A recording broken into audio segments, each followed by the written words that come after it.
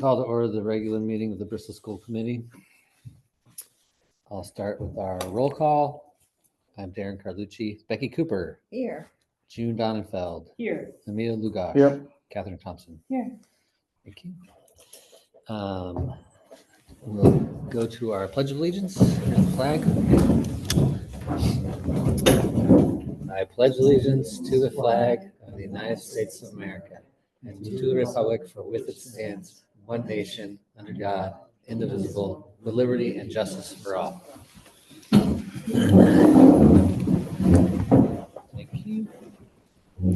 Any agenda adjustments this evening? They were made from the original agenda that was posted. You'll see them when you get in. It was just the dates of some of the meetings have changed, and you added a date to the South Bristol meeting. Yes, perfect. Any other agenda adjustments? Hearing none. Public comment. No one signed up. Public There comment? was no one signed up on the sheet. Okay. We don't have any presentations Nope. this evening. Oh, yeah, we had our presentation, right. Thank you. That's true. Is this different from what was on the table? already? I have no idea what's on the table. Whatever Linda presented. Is that the same as what we've already got? I'll take an action on the motion to approve the minutes for the meeting of August 11th. moved. Okay, I have a motion. I'll second. Any discussion on the minutes from our August 11th meeting? Hearing no discussion, we'll take a vote. All in favor? Motion carries. Thank you. Moving on to chair's report. Our next regular meeting will be on October 2nd, which is the first Thursday in October. Same back time, but same back channel. There will be, there's a board workshop that will be held to provide a forum for the Bristol and South Bristol restructuring process, which has been set for September 23rd in South Bristol at 6 o'clock. We'll be being presented with financial and legal information about the ESC and that process. It's a public meeting. It's a public workshop. Yeah. The next meeting of the AOS board will be on October 6th. Yeah, that had to be changed from October 1st because that's when Jefferson's doing their school budget town meeting. Perfect. Okay, thank you. So that's at 6 o'clock, and then, which brings us to our AOS 93 report with our eye in the sky. June Donenfeld.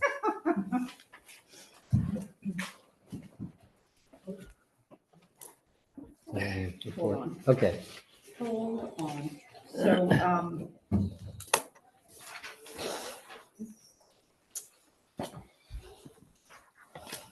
I am reflecting. Perfect.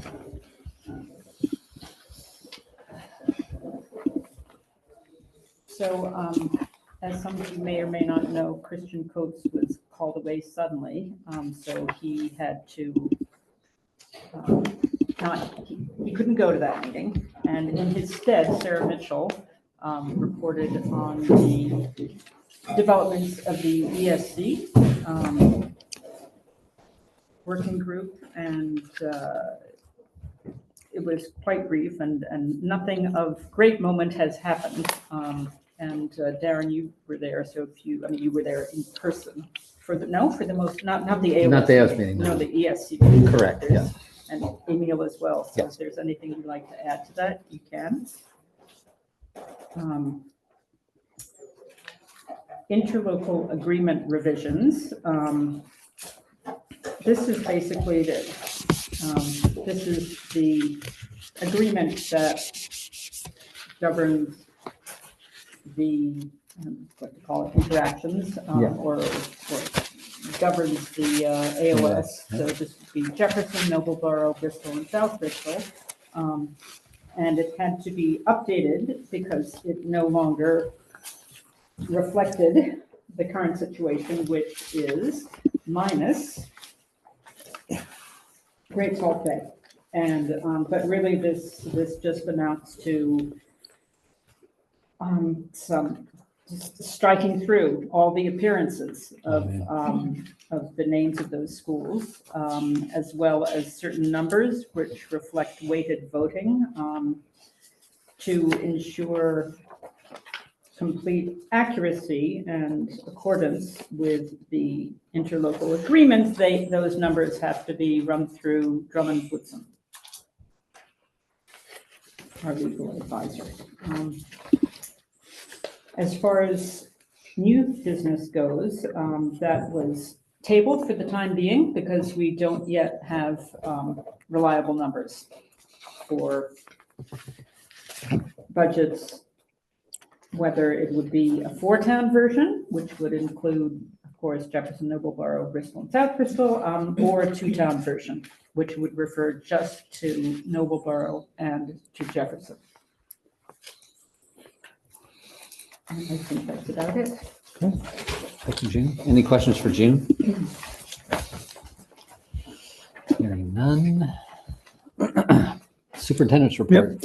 On October 14th, I attended a child find and FAPE webinar, and that refers to the legal obligation in Maine to identify, evaluate children between the ages of 3 up to 32, up to 22, time to 32, who might need special education services down the road. It's Child Development Services currently does that, but that's going to be passed off to public schools by 2028, I believe it is. So there was a webinar just some of the schools have already started cohorts around that, and they were just sharing things that are working, things that aren't working, preparing the rest of us that haven't yet jumped into those waters. The A team met on the 18th to plan our workshop days. We had 3 days of workshops. August 25th, we had all staff over at Jefferson Village School in the morning, and then they went back to their own schools. On the 26th, all staff were in their individual buildings. And on the 27th, teachers from all 4 of the schools went over to Camden to see Wes Kishnik speak. And I think the feedback I got was that people enjoyed hearing him speak. He's a very dynamic speaker. I've heard him before.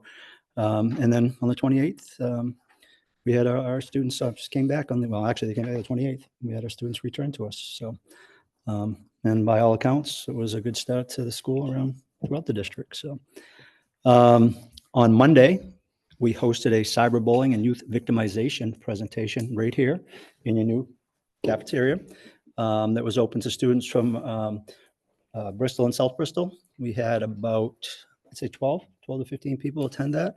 It was iGuardian Resources, which was presented by an agent from Homeland Security. And I think the parents that were there and the kids that were there found it to be an engaging speaker, and it was really good information. I know last night we had one at Great Salt Bay where Noblesboro kids attended with Great Salt Bay, and Lindsay was telling me out in the parking lot that a parent called her after that presentation, and they had actually engaged in a conversation with their child on the way home. And some of what was being talked about was something their child was already experiencing. So it's out there, it's prevalent. So just to hear that was a reinforcement that it was good to offer that program. And tonight they're doing it, a version for older kids at the high school at Lincoln Academy. Actually, that started at 5. It's probably done now. So he did 2 different versions, one for our middle level kids and one for our high school level kids. And that's it. Thank you. Have you observed any cyberbullying for kids below middle school? They asked that. Actually, that was asked. I don't know if it was here. There were 3 presentations. There was one here for Bristol, South Bristol, Jefferson. There was one for Jefferson and Whitefield kids. And then, as I said last night, for Great Salt Bay and Noblesboro kids. At one of those that did come up, there was a question. He gave us some resources we could look into. There's also a thing called Net Safety or Net Smart. I'm not sure, one of those 2, where we were going to have someone from the Maine State Police does a thing on cybersecurity and cyber safety, where they're going to have them come into a workshop for our teachers to give our teachers tools to actually support their kids in the classroom. So I believe that goes all the way down to the lower levels. Because as you know, kids are getting devices and they're getting them at much younger ages, and they know more about them than we do in some cases. Any other questions for Todd? Can I ask a question? Yeah, absolutely. Is there any movement? I heard of a school, I can't remember where it was now, that banned phones in the school. Is there movement? Yeah, well, Lincoln's doing it. They're not banning them, are they? They can bring them. Or Yeah. having a device to put them in that's locked or something. RSU1 does that. That's they call the yonder. Yep. Portland started this year as well. They started this year. There are schools. Is that something that's been discussed here, or is it? We discussed it. We had, Investment? at an AT meeting, we had Katie Joseph, who's the assistant superintendent down in Bath. She did most of the legwork around it for Bath, so she came and she did a virtual meeting with the A team from this district, and we were able to get some information from her. There's discussions going on. I believe it's Noblesboro right now has a tech-free Monday, where they're trying to eliminate all technology for Mondays. And I'm not sure if that's up and running yet or not. I know they read a book, The Anxious Generation, which is about the impact of technology and social media on young people. And a I great know, book. and Noblesboro is Anxious Generation. Anxious Generation. Jonathan Haidt, H-I-T-T. Yep. And Noblesboro is actually reading it this year as a book study with their staff, Noblesboro did it last year. South Bristol is doing it this year. So two of our 4 schools have, It's a helpful book Yeah, for that- parenting in general. yeah, it is. Did It's very they, informative. did they ban cell phones at Great Salt Bay, or they didn't, they can bring them, I know that, but they can't use them. Right, it's Essentially. similar to here that you don't have them out during school. Do they collect them in homes like they used to here? Yes. So they essentially don't have them except when they get on the bus and go home. Yes. If they're being good, appropriate, doing as they're asked, but yes. Well, I mean, the homeroom teachers, we used to collect them and keep them in a basket. No, there are kids who claim to not have them at times, and there are kids who don't bring them, so it's a really, Oh, I see. it just depends. But if they're not using them and they just don't want to hand them in and we don't know any differently and they're not taking them into the bathrooms, then it's the same impact.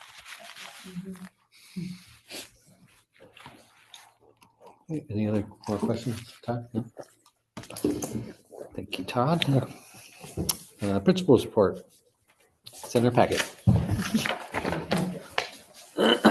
You run it down. Look, the thing that I recommended, I think, taken for Linda. Let's see. I think Peter was asking me a question today. We had, because our board meetings are in a different cycle, like than they normally are, I went to write my notes and I looked at, I usually look at last month. And I'm like, I'm doing beginning of the school year updates, but we met like 2 weeks before and I knew most of that stuff and told you then. So I'm like, I don't want this to be redundant. So some good might be. But I mean, I said it in a different way out in front of the building, but the beginning of the year was just wonderful. It went well. The highlights of the new spaces and everybody being in their own space, I think was the nuance that's different. This is the first year in 3 years and actually longer than that all of our programs have a designated space. I wanted to say more about that technology room and even the hot top, but those are 2 spaces that have never been the way they are now in over 20 years. Over 20 years. I think I was talking to Chris Perry and John Coffey, who've been here about 30 years or more. And the hot top was never like, you could never go to the playground and play on, a basketball court. But that's the condition it is now. Right. Like, wow, that took a long time too. Yeah. And it really, I think that was the first thing some of the teachers noticed at the beginning of the year. Because recess is an important part of their day, and if they can't appropriately and safely engage, it really does, for those of you who've done duty over the years, it's really hard. So, it seems little, but it was huge. That was a huge positive. And then having a technology room that's really appropriate so that ongoing projects can be actually done. I don't know. John Kopp will tell you, he used to be in the basement, and then he was in some other shared space, like that programming for kids has never really had a spot that's been for those kinds of projects. John's really excited about that everybody. space. Yeah, John's really excited about it. He took me down there and showed me. So, and some of it we've just touched the surface of trying, but the routine, the moving people, the students, supporting all that happening is just wonderful. So, the open house events, we had the pre-K and K one right before school started on the workshop day evening. Next week, there are 2 more open house meet and greet events. Grades 1 to 4 will be on Tuesday from 3 to 4 with a drop-in format in those classrooms. Grades 5 through 8 will be a slightly more formal event in that we will have 5, 6, and 7, 8 at the same time to go to the cafeteria where new staff and Mr. Kopp and myself actually, give formal updates. We still do training for parents around device usage and appropriateness.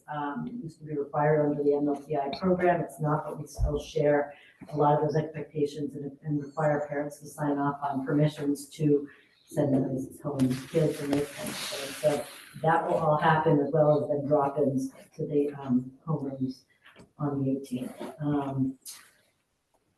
And then I think that's the rest of all of the welcome back to school events we have on the calendar so far. Again, the collaborations with local organizations have just, some of it's grown stronger and just more routine, which is wonderful because we can count on it and budget for it, and the kids look forward to it. But we continue to add some, and the relationship with the Old Bristol Historical Society, as you've heard last year and then last month, has gotten stronger as well. Rob Stevens and people related to the society who put this project together, he brought up a tow last week. The kids got to go out and see it. I kept thinking, oh, we need to give him a spot with a, his trailer, and he had it like strapped to the back of his pickup truck. It was even Jody Batchelor was like, oh, okay, I guess that works. I was like worried about space. He's definitely a get her done type, so it'll be fun. He's rustic. Yes. So they'll come back on the 24th and do an assembly for the kids that's more formal, kind of give more of a historical perspective. And then that is the kickoff, and I believe either that Thursday or Friday, with the schedule after work with the team, we'll bus the kids over in 2 groups to start working on building a vessel themselves, the 7th graders. So that's kind of the kickoff event for them. The 8th graders were kayaking this morning. That's become now annual event, and trying to find ways to weave special activities for them in to build that community, but also to celebrate them, not wait for the last week of school when everybody's really tired and really ready. So both Ms. Richardat and Mr. Flowers, the 2 7th grade team teachers, took them this morning and two of them every day. So they have a good time. And then something new this year, Amber Waltz, our third grade teacher, at the end of the year. So I'd like to, you look into us helping spearhead after school programming for our middle elementary kids, those who aren't old enough for sports. So she's been doing some work on that. She's put out the Facebook page and the website a plea for volunteers. We've talked about some protocols for that, and we're starting with a 4-week session. She's talked to a few volunteers. She'd like to have 2 or 3 options on Tuesdays. Kids, the parents sign up. It'll be for an hour and a half. It's on the flyer, and we'll see how it goes. So Is that for all ages? It's going to start with 4th and 5th graders. Okay. And she was cute when we said like 3-5 when we first talked about it. She was like, I think I'd like to start not with the class I'm with all day long. And she was the adult, so I was like, oh, that makes sense. And not with so many kids that you end up with more, have to say no to some because you don't have volunteers prepared for that many people. Because it's free. If volunteers are good. I talked to the PTO last night about it too, and so we'll see where it goes. But it's just nice to start somewhere and have, a hard part with these programs. It's not that we can't fund some things. It's the people resources are as hard and harder. I mean, finding appropriate staff is harder than funding it sometimes. Yeah. That's what we've seen around. And Todd will speak to other schools around the AOS. You have positions open, you put them in the budget, and you can't find the people. So I think having this is a cool thing to be excited about, and she's had people reach out to her already. Thanks. Which again is a testament to our community, because people in our community are reaching out and want to do this. I think with the building of the Bateau, there are 2 local volunteers that are working with Rob at the boat shop who've worked at the boat shop before. So again, it's a lot of volunteer army really doing good for our kids. So academic rigor, I had originally said we would be doing some data review. Well, when I said that was when the meeting was going to be at the end of the month, and we weren't piggybacking it with an open house. So I will be doing that soon, but that was not ready for today. But we're collecting more data starting next week, because the main through-year assessment for grades 3 through 8, the window starts Monday. So that's a 5-week window, I think, this year. And that is the reading and math state test. So we're beginning to organize for that. This year, we've made some changes that we have, our typical committee structure is to have a monthly Sept teachers meeting, a monthly PLC, which is a professional learning community group, and those are usually based on grade span, so pre-K to 1, 2 to 4, 6 to 8, or they've shifted depending on how the teams are working. So we have 3 PLC groups that meet once a month. We have our MTSS, which is our intervention team, that meets monthly, and then that group is continuing to kind of build some more, I would say, impactful processes, and that's been great work the past 2 years. This leads that with our intervention teacher. I love that it's becoming more automatic and more thorough, so thank you. And then the school leadership team, we've done a shift.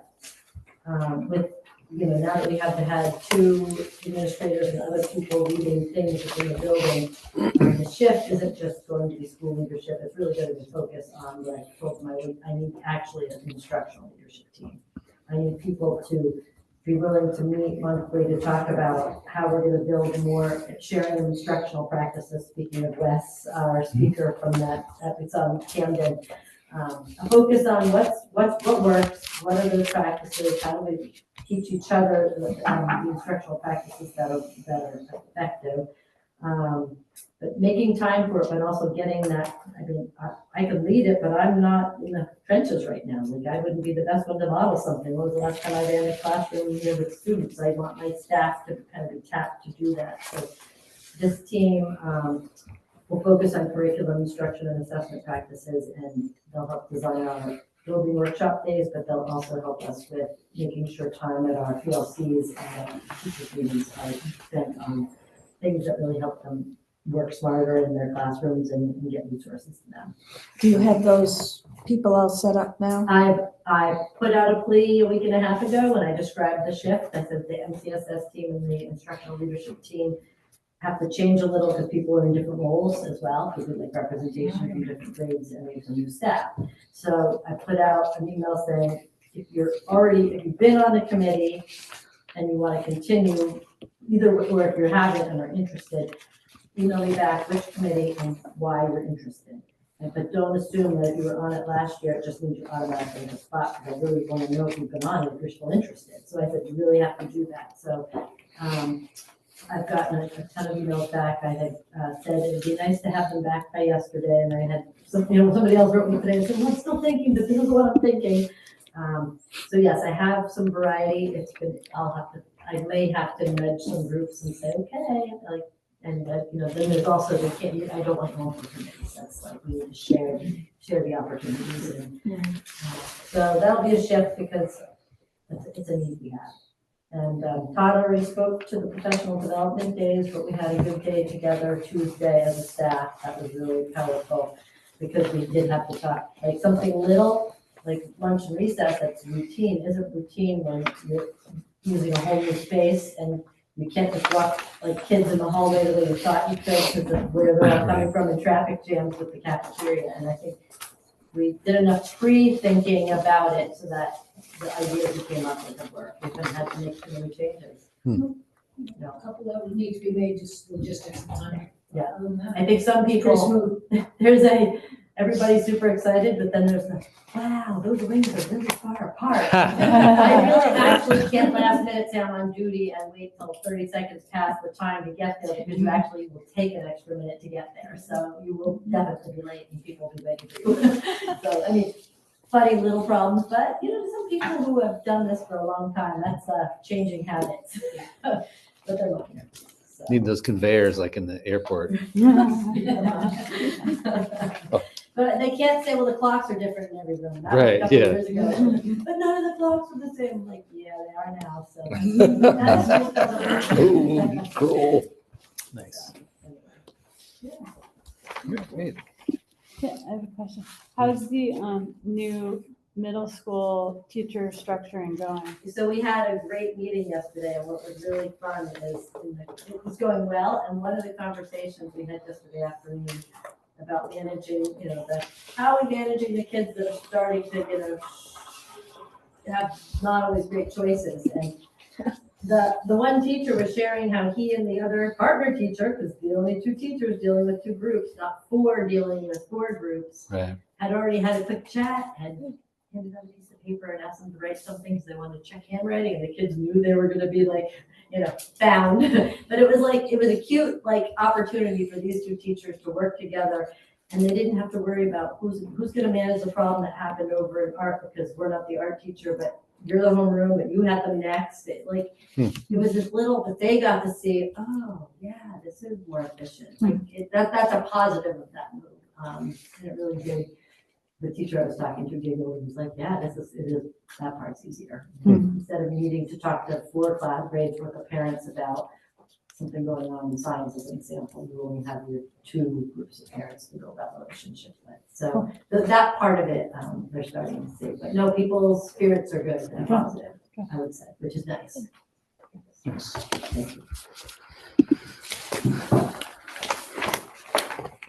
You had this one little thing you didn't hit on. The facilities, custodial crew were amazing with supporting stuff. The place really does look so good with all the flowers. And so extend our gratitude. Yeah, it looks, it's very, very nice.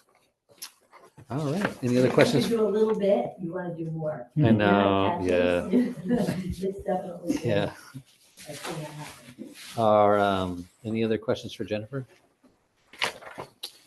All right, hearing none, we'll move with Peter, Mr. Nielsen, our finance report.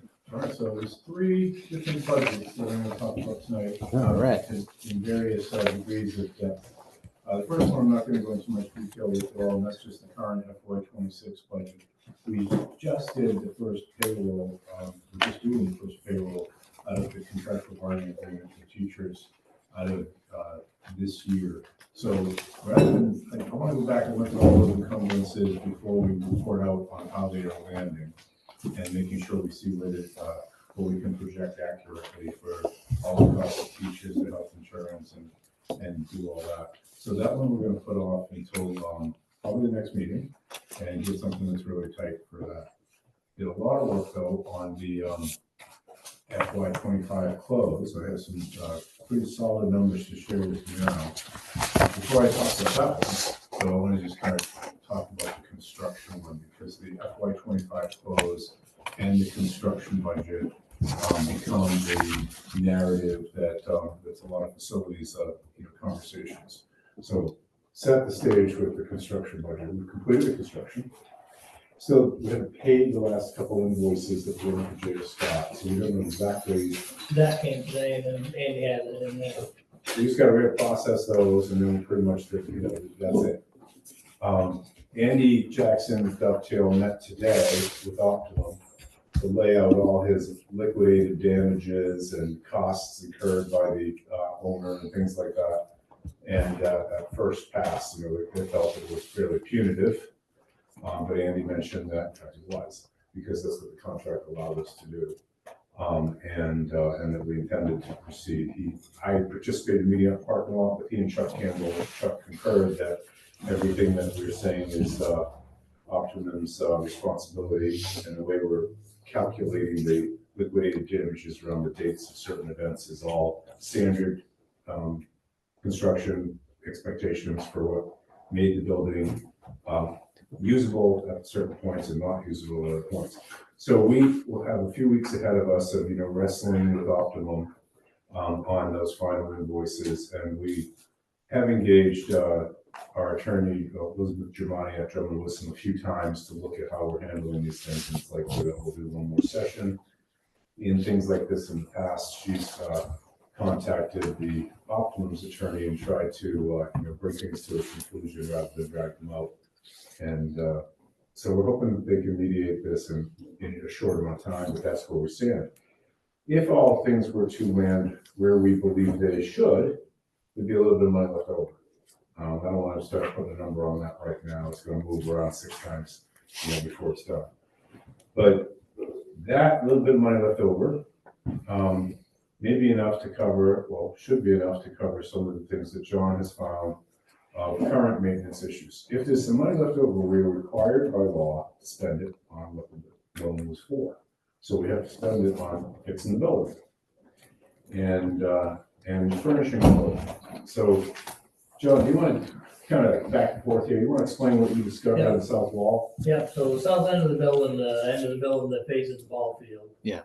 We had a window that was leaking. I had, J.F. Scott was on site and they agreed to go over and do some exploratory to see what's going on. That end of the building is, textural 11 on the top side. It's not flashed well. Yeah. And there's a small roof over the portico for the entrance, and that was incorrectly flashed. So Mhm. the water is actually running down, running inside the wall, and then running down into where the window cavity is. So it looks like the window's leaking, but it's not actually the window. It's actually The whole wall. It's actually- Explains why all the paint's kind of blown off on That'd be that the side too. Yeah. So I had to look at that and give us a hard number to repair that, and the repair to that is remove all the siding, take the windows out, reinstall them, flash them correctly, fix the roof, and then reside that end of the building to match the rest of the building, so that end would actually be, probably vinyl siding, because it's weathered over there, so it actually hold up better. And to do everything on that side of the building is about 52,000. I think we should do it in October and, just have the teachers go use the other room. What do you think? So there's a 52,000, maintenance need that has just surfaced. And there's, again, is 1, 2, or 3 times that might be left in the construction fund. So we want to kind of watch that. And we're going to know more by your next meeting, but we won't know probably until your next meeting. How this all settles up with Optima, where that leaves us, with potentially having the funding to fix this as part of the whole project. Okay. Now, when we look at your close of last year, there's some things that are also related to facilities that are sort of still pending. But I'll just walk you through this, and we'll start hitting back to the things John was talking about, and how this is all connected. This is a preliminary end of year. I still would like to move to a few journal entries that I discovered when I was preparing this for you, move some things around. But it's to have everything in it that I think is going to hit this last year's budget. And so what you end up with is, if you look at one cost center at a time, regular instruction, you have $84,827 left over of your almost $3 million cost center. And that's a pretty tight budget, actually.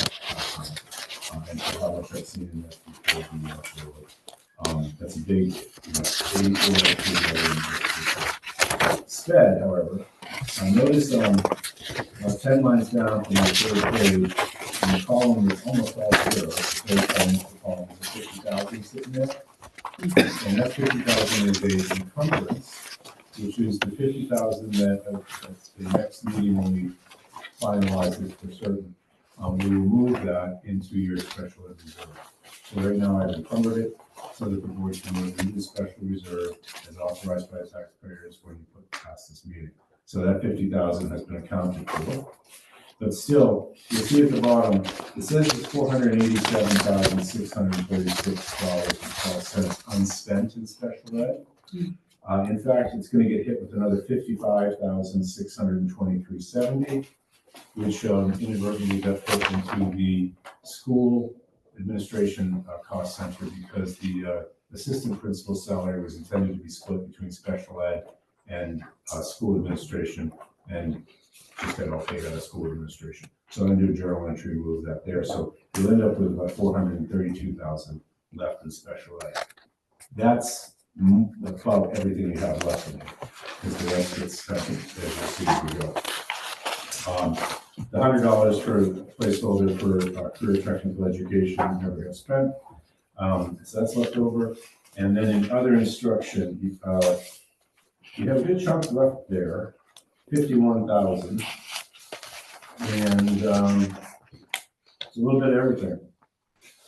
That's an area that didn't get hit as hard as we expected. And you see you guys have any idea why that is. Gotta take some more field trips or something. Regular trip, good. That's the big one. I There's would, some missing invoices there. I think somebody has to talk to first. It could be, this gives me something to hunt. This is what I mean. Because they work, because they send bills to Possible that all we the had some first schools, student bills, that hit regular transportation instead of this one. So I'll go through and I'll look and maybe, take some of the, transportation and move it here. So that Yeah, gives I me don't, something. there's no way for the whole year they only. 600 on- Sorry, can I ask a question while we're on this subject? When the bus, because we have this bus contract, we get 4 buses currently, but when there's a soccer game, that bus goes wherever. Is there, we're like renting that bus, but is there like extra additional charges because that's going out of Bristol or something? Yes. Okay, Well, yes, yeah, Not because it's going out of Bristol. not every time. but they not also- every time, okay. The money that they put in, that you take out of your line, well, theoretically, for the contracted transportation is for the regular runs. Yeah. But if they have to do a sports run, all of the sports run is done based on that. Oh, okay. So, So I'll explore this with Jen, we'll dig into this a little bit. Okay. First student, sometimes their billing isn't all that easy for the accounts payable people to know which line to hit. And they just put it against regular transportation, and I noticed that was high. sometimes So the, I'll, might be, I think that we paid all the bills. Yeah. Just maybe not out of the right cost center out of the field trips. So we'll look that at makes sense. to tell. Your next cost center, student staff support, has 33,000 out of 430 left over. And again, Jen and I need to sit down and really dig into where and why. We'll a little more information later about that. And certainly we'll have time to budget this again. The school, system administration had 7,805 left over. And the school administration, it shows here you have negative 36.5, but that's the 55 that we're going to transfer to special ed for the assistant principals, 50% of their salary and benefits, and that will leave you with about 20,000 left over in that cost center. As you can see, the next one, transportation, that's over by 11,608, but that didn't surprise me because we added a cost after this budget, kind of passed. And we knew that we weren't incurring some of the special ed transportation costs that we could absorb that cost. But I think we might actually absorb it even more if we find that some of this was for your field trips. Then in building maintenance, you have you'll see some on the second page of building maintenance, there's some big encumbrances still left to expend. You see one there for the building maintenance services, 49,775. And that's all work that we did here. We board authorized at one point in the purchase order before June 30th, so that can get done over the summer. Yeah. And that was the cleanup of the front of the building where we had a lot of, rotten trails and other things. And that's where John, ran that project, and we just got the invoice. We're gonna see how close it was to what their original number was, probably pretty close, but we found some rotten posts that we didn't know were gonna be there and things, so we'll look at that. And then maintenance and repairs has a $30,000 project in it, and that's more of the, John, it's 2 J.F. Scott bills. One was for the front, what's the other one for? Who's the other 30,000? That was for the. Doors, The door. the south doors. South Bill. So that's very close in proximity to the other problem in the south end. So That's the whole. this is where these things get connected. You planned on replacing the doors in the south, now you found out you have to replace the windows too. So what John's monitoring here, trying to keep you in the loop as we go through real time here is, when we find out if the construction money is available, just do the whole thing at once. Right. Right? Yeah. And It's the same site. same location, you gotta get it done sooner or later, you got a leaking wall, why put it off when you're fixing the leaking door next to it, right? So that's how these things kind of come together. So, we will take a look at how these 2 bills came in, how accurate they are. We'll take a look at how the construction project ends up with the mediation with Optimum. John's monitoring the situation with how fast can this work get done when we get this information. But I think talking to John, I think, and he can speak for himself here, but I think, John, you're saying that it'd be best to get this stuff done while we're at it, right? Yeah, well, That's what we're teeing you up for tonight. I just checked the invoice and it's under that amount. Great. It was good. So it's just really a question, because we can't allocate further funds out of this budget, even though you have more left over at the end here, because we didn't do it before June 30th, right? There is another opportunity to move some money to the capital reserve to try to cover that, but I don't think you should take that action until you find out if you have some construction funds to spend. So that's why we're just kind of kicking this down the road a few weeks. Okay. So the next encumbrance, capital enhancement improvements, 131.5. That's the purchase order we put in to purchase a piece of equipment for the generator that is on order now and expected by spring. So you have some encumbrances there. The 49 and the 30 will clear out very soon, next warrant probably, and then the 131 will sit there until it's resolved in March when you get the generator.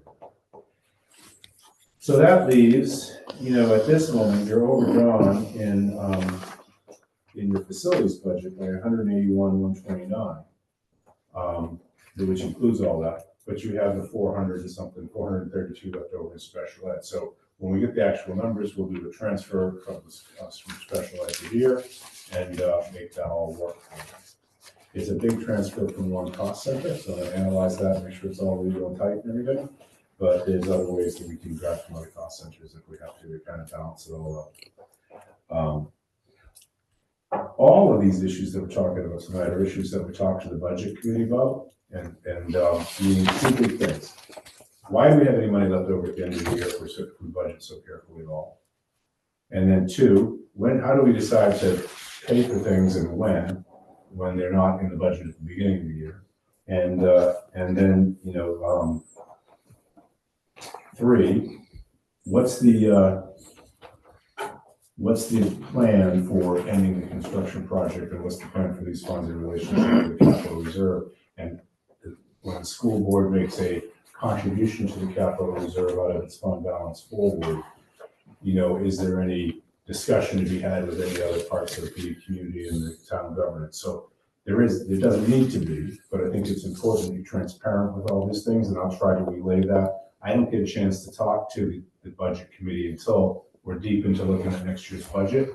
What I've learned is it might be better to, kind of share some of these things in advance and have maybe a late fall meeting before you get into the budget. Since this is how the last year ended, this is why it ended this way, and have a more community-wide awareness of some of these other decisions so that it doesn't gum up the works of getting the next budget through.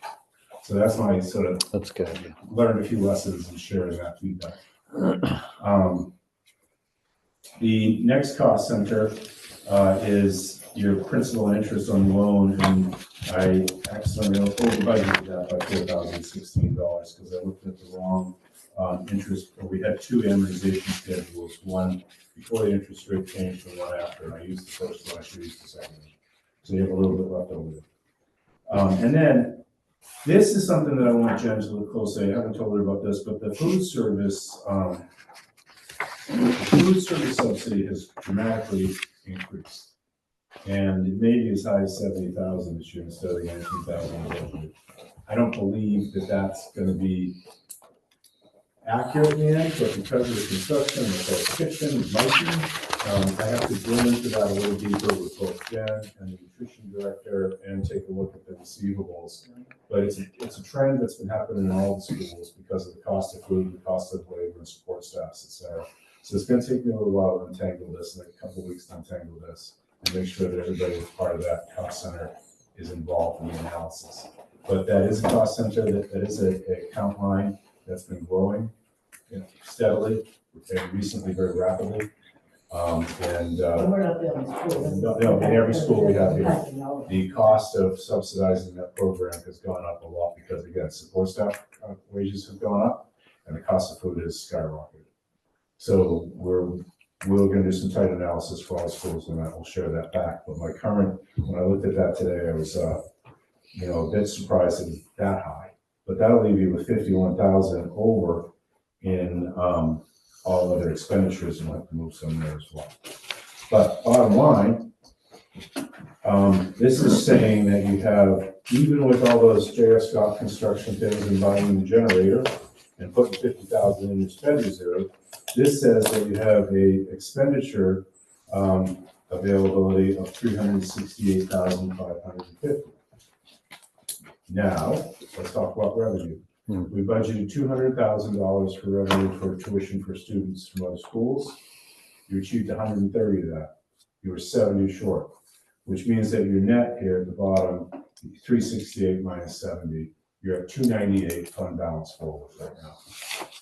So you have 298,000 that I believe you have left over at this stage of the game, an unaudited number, and we'll see what we find when we keep cleaning up and get ready to pass to the auditors. But really, that's probably very, very close to what the number is we'll be talking about when we look at the end of the year fund balance. That's what I got. Any word on audits? Your audit, FY23 audit will be presented at your next board meeting Oh, great. by Fred Brewer. And he still has he hasn't begun the Jefferson or the AOS FY23 audits at all yet. Oh my So gosh. in order for him to circle back around and to get into the FY24 audits, he hasn't done the Jefferson or AOS FY23 audits. It hasn't begun. So in order for him to start the FY24 audits, he has to do those. I let him know today. He and I had a conversation about some reality checks on how long this stuff can go on. Yeah.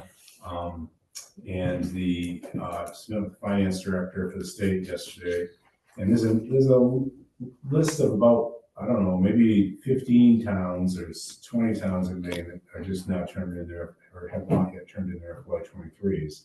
So we're in that sort of last packet in the FY23s now. And I let Fred know that what the finance director told me is that after 2 years, which is December 31st of 2025, we're required to turn in a draft audit. Oh, wow. So Jefferson and the AOS, if Fred can't get it done by December 31st, he has to at least produce a draft to be in compliance with the DOE. And he was appreciative that I had checked that with the state, and it sounded like it was lighting a fire for that. But that means that if he can get FY23 done by the end of FY25 and then start FY24, I gave him everything for FY23 in October of last year. Yeah. Here we are in September, and he still has 2 more. It's taking over a year to do all the audits. So you see, it's getting backed up further and further, and I'm catching up. Yeah. And Fred and I talked about that, and we talked about the fact that we're pretty much now, as we get out of 24, we're moving out of the ESSER year, so there's a lot less to do. But there's still a road ahead of us where brewers have a lot of work in front of them, and we're doing everything we can to support the flow. But that's the status. Thank you. Kind of like we need that. You know how they have electrical line workers come in from other states? We could do that with accountants, It's auditors. I mean, yeah. yeah. Wow. Any questions for Peter? No questions for him? Well, thank you for doing all the finances and finagling for the renovation. It's feeling a lot of gratitude today, so much appreciated, you and John. And Great thing to be part of. yes, absolutely. Okay. Speaking of John, Mr. Carroll, building report, construction report. Well, so Anything the else? construction report is we're complete. Complete. The punch list has been completed, done, and filled out. Everything else is operating as it should.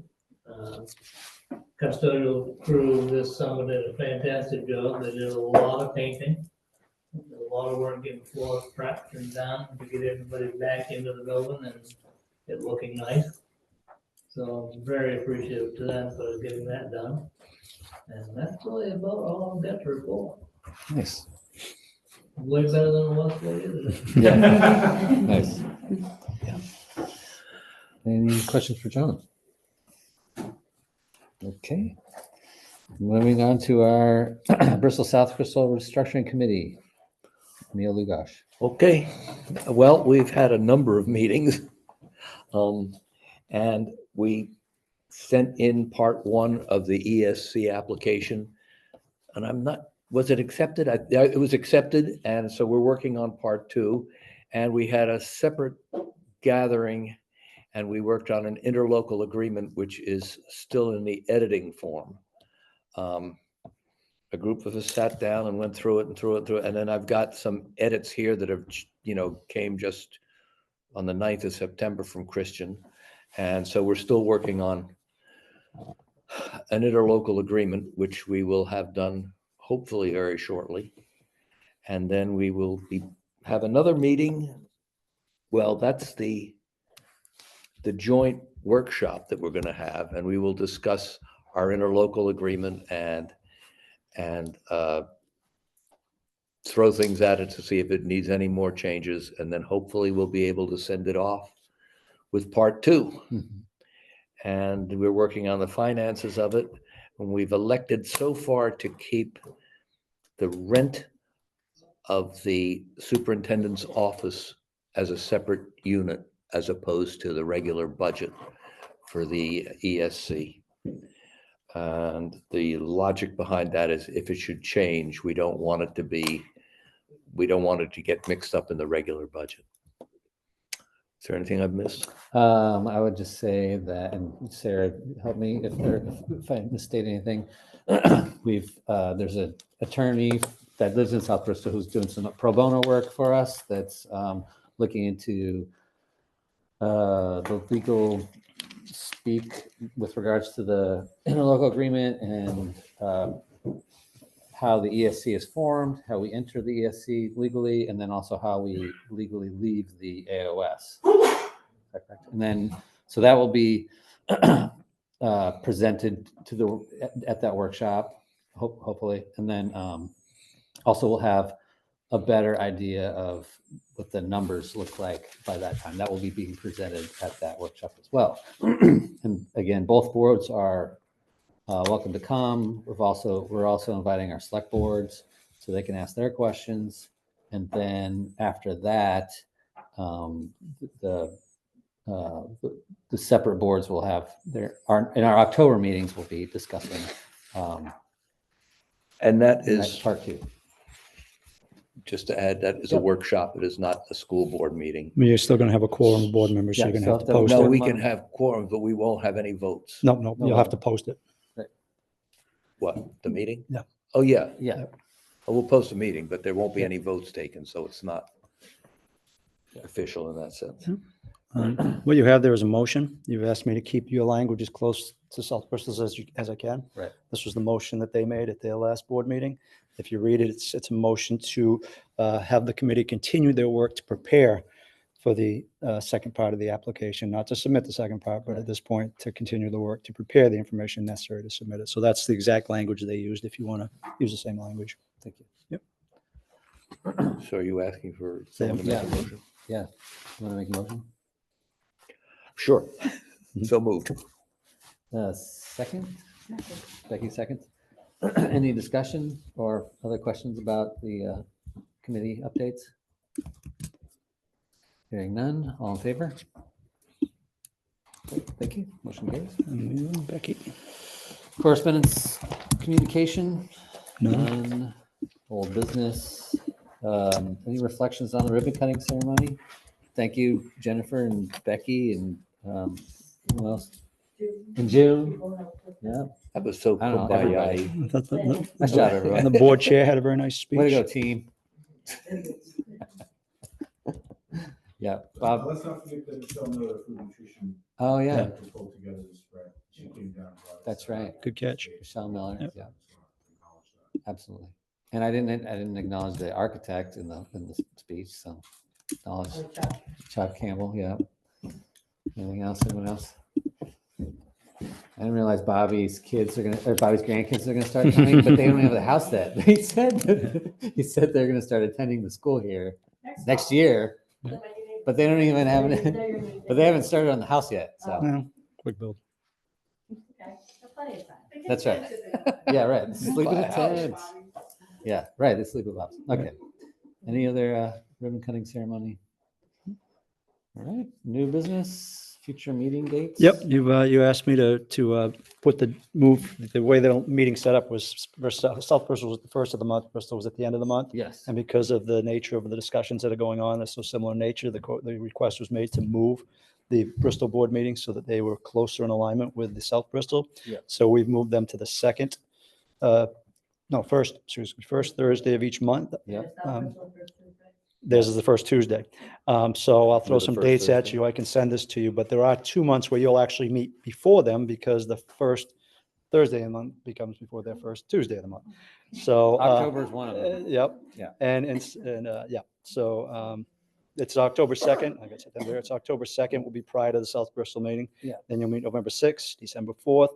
January 8th will also put you prior. Yeah. Sorry, I won't put you prior. That's the second one because the first one is a holiday. Yeah. So we have to push that one back.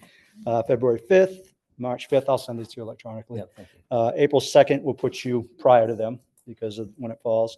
And then May 7th and June 4th. So I will get those dates out to you. I've already asked Linda to change it on the calendar so that people know when those meetings are going to occur because they were obviously posted for the last Tuesday of the month, or the fourth Tuesday of the month. Still 5:30. Yep. Any other questions about that? Thank you, Tom. No policies, future board topics? You got a full plate, I think. Yeah, I think we do. I think it's a full plate. Yeah. Public comment. Yes, sir. Chuck Hanson.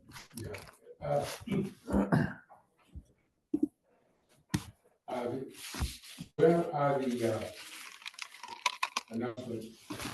There's always the announcement of the committee. And they're gonna be on the joint, they're gonna joint Bristol, Bristol, the construction site on their web page, so that South Bristol is really more involved. Okay. Is that where these meetings will be scheduled? You've got the one that you talked about. Yeah. This week.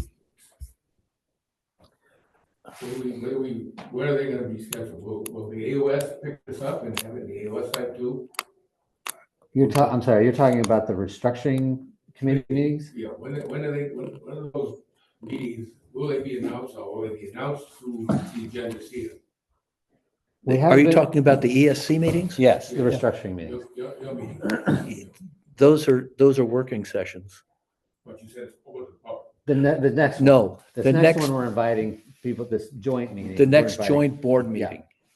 That's two boards that meet together, us and South Bristol, and everybody's invited. But the actual working sessions are not public meetings. They're just working sessions. So outputs from your meetings come back to the school board. Correct. It's an advisory committee. We're just an advisory committee. Yeah, We they're not make, making, they're not making decisions. Oh, that's good to know. Yeah. I was wanted to ask, did the boards put out a charging document to this committee, which is typical of how things go down? Both boards Yeah. should put out a charging thing. I don't know if Right. it has not. I don't believe we've put out a charging I document. just want to know. I think it was kind of verbal. It was- You gotta watch it out. You got three of your board members on there. Well, No, it's just two. no, Just two. So I was on it originally Right. with Okay, you got- Emil, I'm taking over. I'm the new Right. Becky. and I just had my name included on that notice that went out to recognize that I had been part of it. We don't, three of us go. Yeah. So because things were ramping up so much, I felt that Darren should be the one to be on it. So he replaced me. Yeah, we're trying to keep it above board so that there's no quorum that way. So, You could put ex officio after Becky's name. right, sure. I mean, as part of the public, as part of the budget committee, you got to stay ahead of it. You know, glad Peter has mentioned about, pre-meeting, Mhm. get into it instead of the 2-3 hours of one night, 3 days before the budget has to go to press. Yeah. So That's usually what it is.